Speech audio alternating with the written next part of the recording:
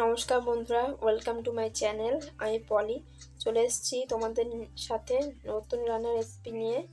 আজকের recipe mango barfi. এই ঠান্ডা ঠান্ডা ওয়েদারে আমার একটুখানি কিছু ঠান্ডা খেতে ইচ্ছে করলো, তাই আমি আজকে বানিয়ে নিয়েছি ম্যাঙ্গো বরফি। ঘরে রাখা ছিল এই দুটো আম, তাই দিয়ে বানিয়ে নিলাম ম্যাঙ্গো বরফি। তো চলো দেখা যাক কী করে বানাতে হয় এই ম্যাঙ্গো বরফি।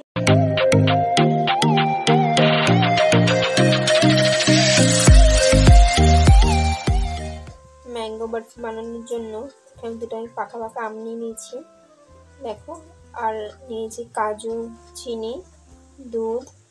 এটা আমি লিকুইড দুধ নিয়েছি। এবার আমি আমগুলোর মাথাটা আমি কেটে নেব।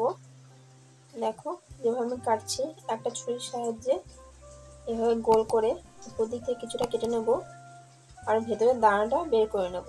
তোমাদের যেমন সুবিধা হয় তেমনভাবে তোমরা এই ভেতরের দানাটা বের করে নেবে। এখানে আমি একটা চামচের সাহায্যে চারিদিক দিয়ে এরকম আস্তে আস্তে করে দানাটা বের করে নেব। তোমরা যদি চাও কোনো সাঁড়াশি বা অন্য কোনো পদ্ধতিতে বের করে নিতে পারো। দেখো এই চামচের সাহায্যে আমি দানাটা বের করে নিয়েছি। বরফি তৈরি করার জন্য আমি একটা প্যানের মধ্যে দুধ নিয়ে নিয়েছি। এখানে 1 লিটার মতো দুধ নিয়েছি।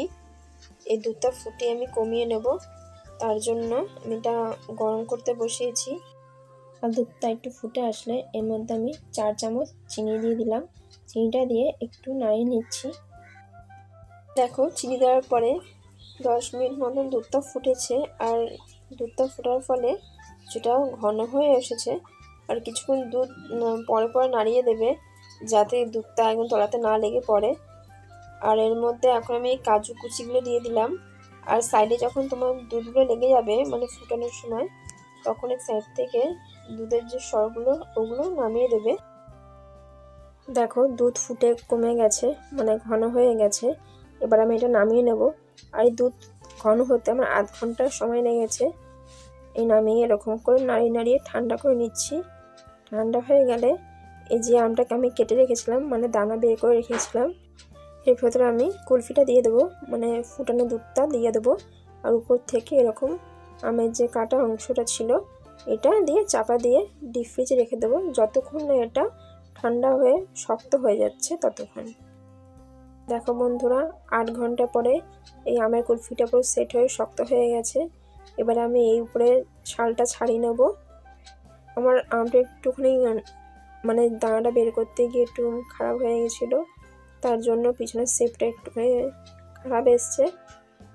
তোমরা সুন্দর করে দানাটা বের করবে, তাহলে এই শেপটাও সুন্দর হবে। দেখো ছালটা ছাড়িয়ে এইভাবে গোল গোল করে কেটে নিয়েছি। এই ম্যাঙ্গো বরফি রেসিপিটা তোমাদের ভালো লাগলে একটা লাইক করো আর কমেন্ট করে অবশ্যই জানাও কেমন লাগলো। আর তোমরা বাড়িতে এটা অবশ্যই বানিয়ে দেখো তোমাদের ভালো লাগছে কিনা।